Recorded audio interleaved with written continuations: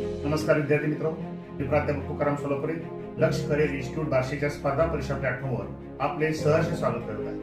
मित्रांनो, 17 मे रोजी ग्रुप बी ची मुख्य परीक्षा आहे. तसेच 2-3 दिवसांमध्ये ग्रुप सी च्या पूर्व परीक्षेचा निकाल लागेल आणि त्याचीही मुख्य परीक्षा काही दिवसांमध्ये होईल. त्याचबरोबर सध्या टीईटी ची पण जाहिरात निघालेली आहे. 21 जूनला त्याचीही परीक्षा आहे. त्याचबरोबर सरळ सेवेचे एक्झाम चालू आहेत. या सर्व परीक्षांना एक कॉमन घटक महत्वाचा आहे, तो म्हणजे इंग्रजी व्याकरण.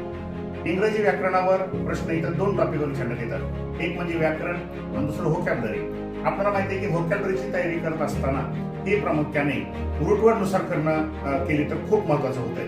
रूटवर्ड म्हणजे काय? एक मुख्य वर्ड असतो, त्याच्या मागे किंवा पुढे शब्द लावून अनेक शब्द तयार होत असतात.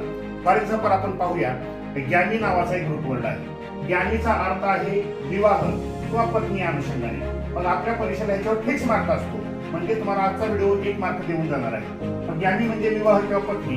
मग आपल्याला प्रश्न असतो, मोनोग्यामी म्हणजे काय? तर लक्षात ठेवा, मोनोग्यामी म्हणजे ज्याला एकच पत्नी आहे अशी व्यक्ती.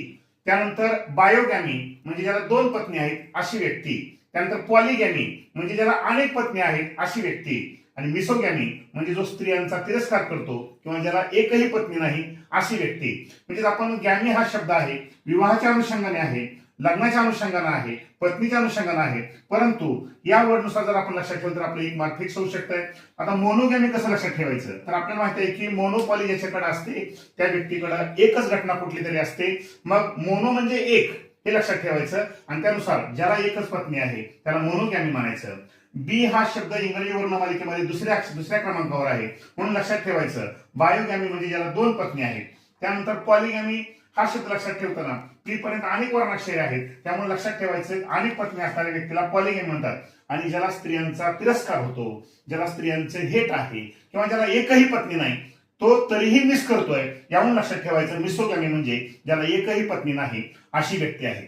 थोडक्यात काय लक्षात ठेवा, मोनोगॅमी म्हणजे 1 पत्नी, बायोगॅमी म्हणजे 2 पत्नी, पॉलिगॅमी म्हणजे अनेक पत्नी, मिसोगॅमी म्हणजे ज्याला एकही पत्नी नाही किंवा जे स्त्रियांचा तिरस्कार करणारी व्यक्ती. म्हणजे गॅमी हा शब्द आहे मुख्य, आणि त्यानुसार हे शब्द आपण लक्षात ठेवले तर आपला 1 मार्क 100% पडू शकतो. असे जर आपल्याला अनेक स्वरूपाचे जे काही वर्ड आहेत ते जर अनेक ऐकायचे असतील, पाहायचे असतील तर माझं युट्यूब चॅनल सबस्क्राईब करा.